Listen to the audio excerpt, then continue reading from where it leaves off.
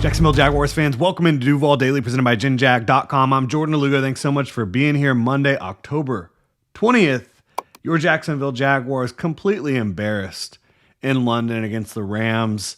Liam Cohen and James Gladstone going up against kind of their mentors, master and apprentice type of setting. And we've got the sun kind of trying to attack me here through the blinds this morning, but it's all good.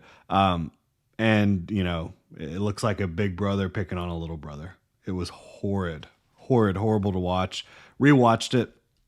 I try to be very intellectually honest with y'all on this channel in my evaluation of the team. And there was plenty of folks who had a lot of criticism for me about kind of my stance on Trevor Lawrence, which I've been critical of him at times. I was saying for a lot of the first month of the season that he needed to play better. I think he needed to play a little bit better in this game as well. He certainly takes his fair share of the blame for several plays, handful to 10 plays in this game. He probably wasn't good enough. I think the entire offense wasn't good enough. There's a lot to get into, and that's what we're going to talk about. What was wrong with the Jaguars offense against the Rams yesterday morning in London? So really appreciate y'all being here. If you enjoy the content, please like and subscribe. You can also check out genjag.com, pick up some new Duval gear. Every order does come with one of these cute little guys. Absolutely love them. But genjag.com. What's wrong with the Jaguars offense? I think Trevor Lawrence wasn't consistent in this game. He has struggled with consistency, I think, throughout this year. He still did give his guys a lot of chances to make plays, but he takes his fair share of the blame for this one. I thought there was times where he could have made a different decision to get the ball out against pressure. The first play of the game, he said it. I mean, he needed to get the ball out and throw it to Travis Hunter. He had him, and just he didn't make the throw. I think there was several of those in this game. I think there have been several of those throughout the year. Quentin Lake coming off the edge, obviously unblocked, knew that should be hot and probably needed to have a plan to get rid of the ball instead of just trying to make the, free runner miss. That's probably on him mentally. On 4th and 7, it was the first 4th and 7 where they were going for it. He's rolling out to his right and he just takes off with the ball on 4th and 7 when there's no clear path to like that making any sense. He had Hunter Long available, I believe, and that should have been in his, peripherals, at least, like in his line of sight. So there was plenty of errors from Trevor. There was some missed throws. Not many, but there were some. 3rd and 2, he definitely missed Johnny Munt. Why Johnny Munt is running that route on the outside and the target on that play, I don't know, quite frankly. But he did miss him. On the very next play, though, he dots it on Diami, and Diami just says, no, I'm good.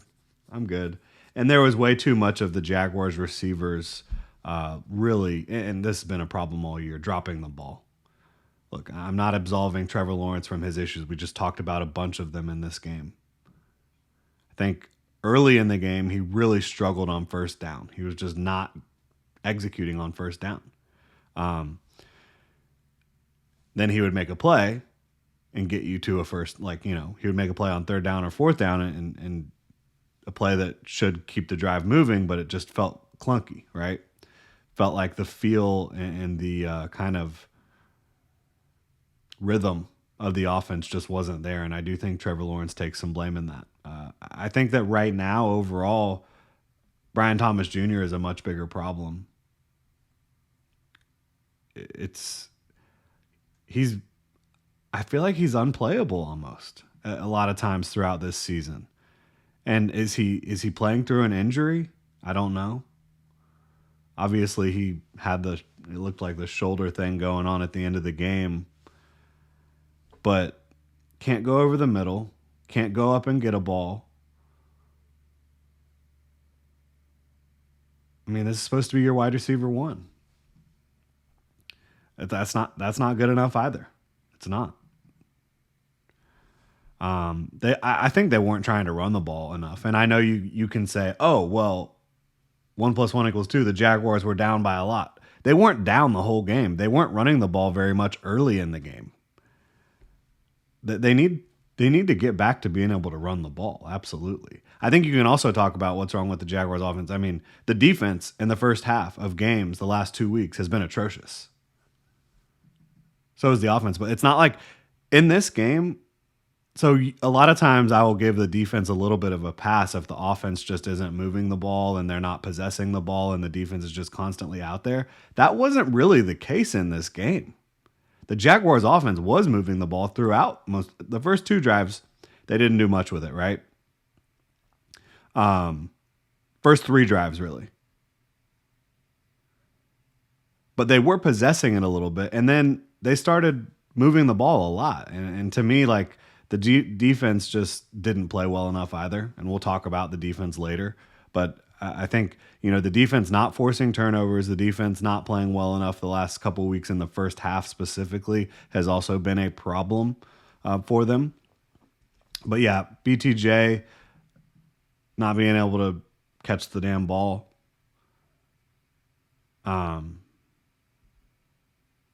Diami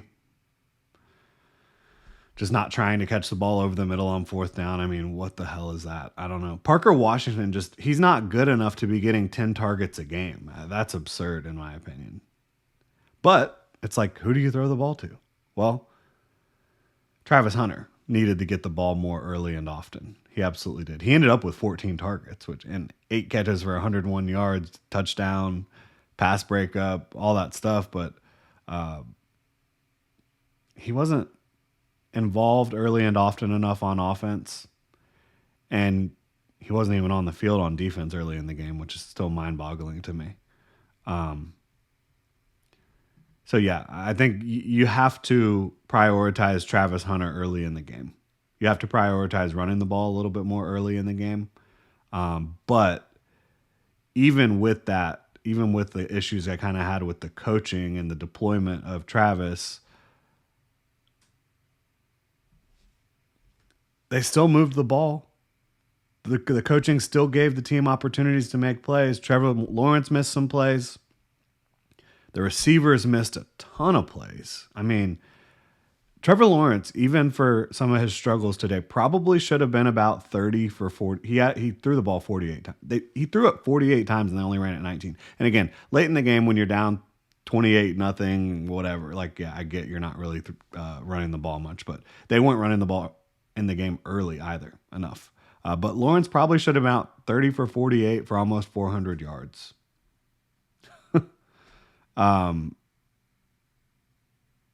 So many drops. Brian Thomas Jr. dropping the ball multiple times.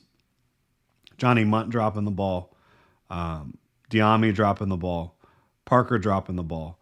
Parker slipping on a route. Parker not being able to get his feet down in bounds when there's no reason that he couldn't get his feet down in bounds.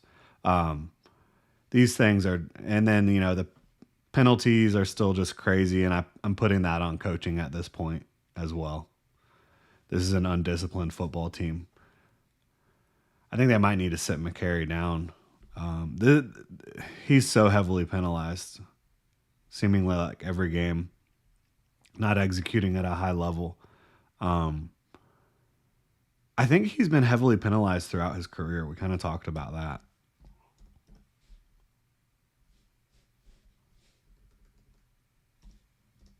Let's see here, yeah.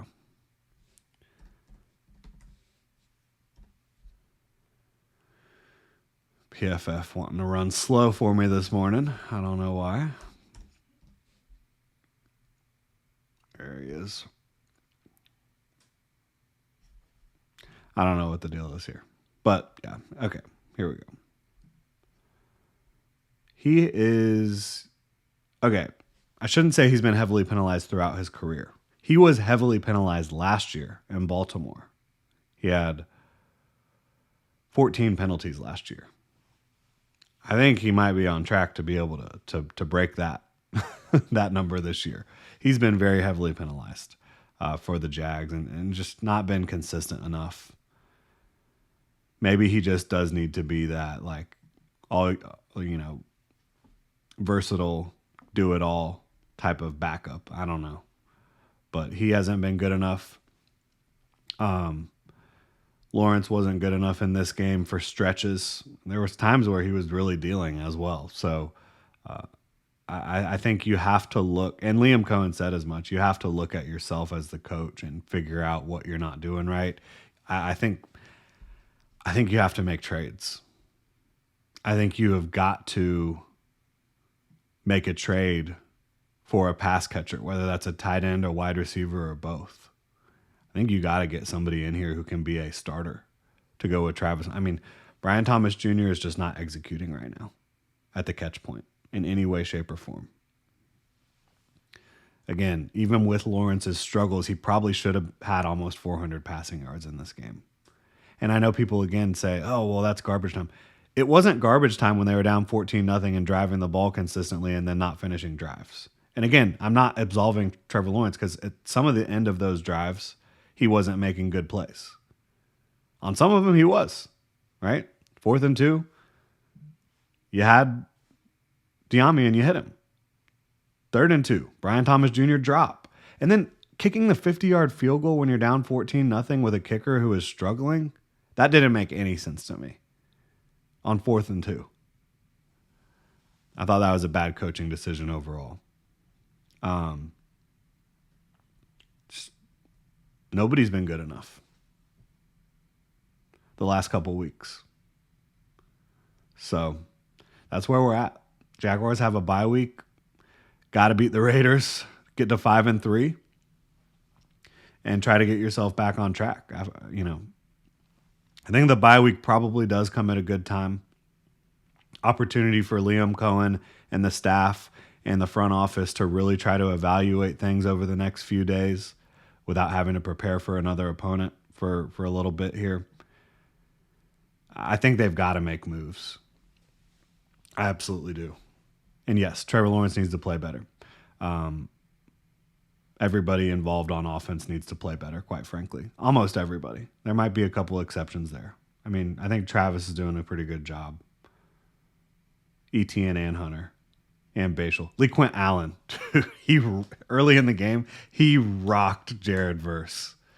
And, is it a cheap shot? No, it's part of the game. But Jared Verse is like trying to go rush, and LeQuint Allen's just waiting for him to come off the line, and boom, put him on his butt, which was cool to see. Gotta love LeQuint Allen's approach to football. It's fun to watch him play football. Just fun to see him on the field. But it's just not a good enough product right now. They're not coming together the way they need to.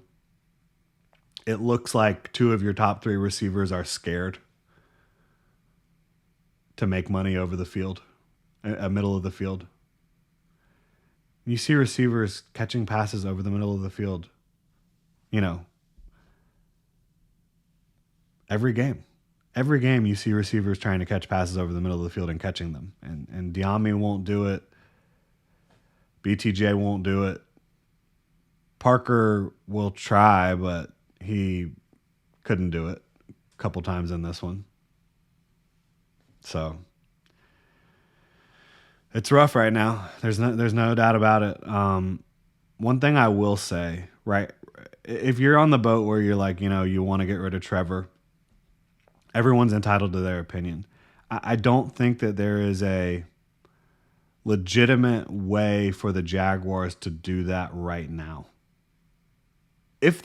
And I don't think they should. Just personally, my feelings about it, I think that Trevor Lawrence has everything that he needs to be able to guide this offense and be effective in this offense, but he hasn't done it consistently yet. Part of that is the issues around him. Part of that is his own issues, that he's, just making some poor decisions at times. I still strongly believe in Trevor Lawrence. I don't, but if you don't believe in Trevor Lawrence, again, that's fine. I'm not going to shame you for that, right? But what I am going to say is I don't know how you reasonably do move on from him anytime soon. Maybe next year you try to have a more competent backup who could be like a threat. I don't know. Again, that's not what I would do. I'm not opposed to having a good backup. I'm in favor of having a really good backup, but I'm not like trying to create some competition with Trevor right now. Now, who knows how the rest of the season plays out? Things can change. My opinion can change, but right now, I think he's mostly played good enough football on offense for the Jaguars to score a lot more points than they have. I think that the defense is really starting to flounder and falter. Your receivers are not good enough. Your offensive line has been atrocious the last couple of weeks, and they've had moments. Specifically in this game, they had some moments where they had really good time in the pocket for Trevor Lawrence, and when he did, he usually was throwing a dime down the field.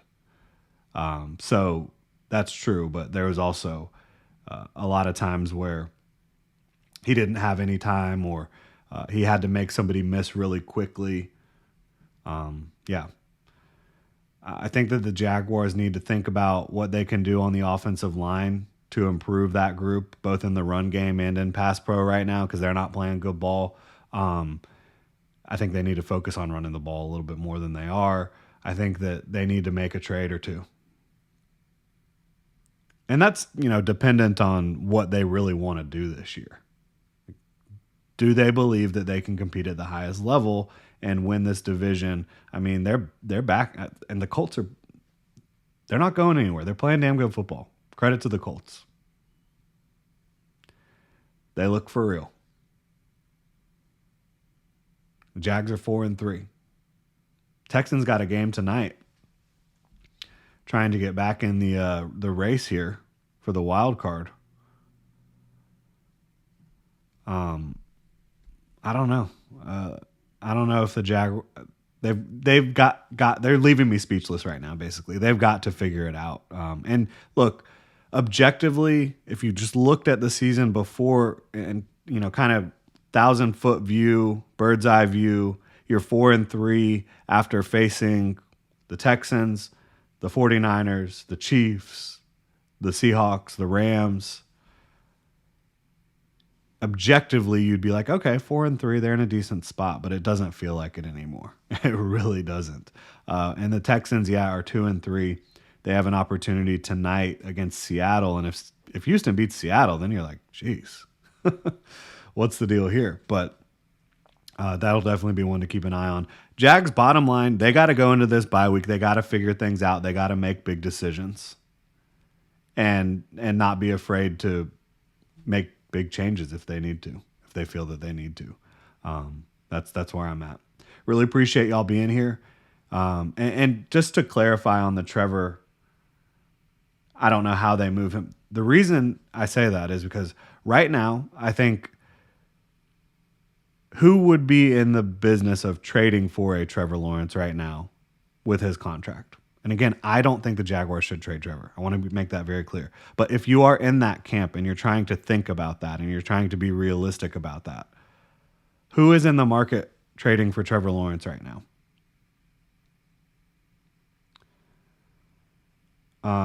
I don't know. I mean, Cleveland? I really don't know.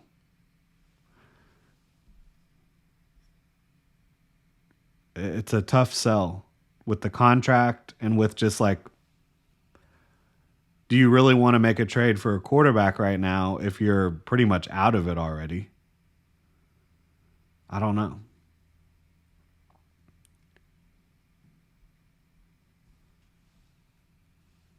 So I don't see that happening.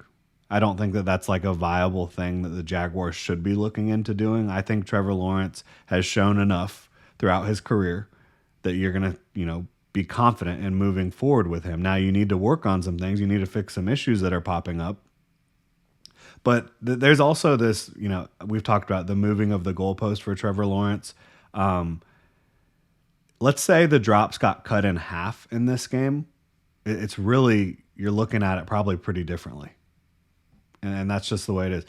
These receivers just drop the ball a lot. And every receiver that is dropping the ball a lot for the Jaguars throughout Trevor Lawrence's career has had drop issues before they got to Jacksonville. Calvin Ridley had drop issues. Brian Thomas Jr., last year did not have drop issues, but he was double catching the ball every single time. And now, and we actually talked about that on the channel, when you double catch the ball that much, there is an opportunity for variance to pop up and for you to have seasons where a lot of those where you double catch it end up being drops. That's what you're seeing right now.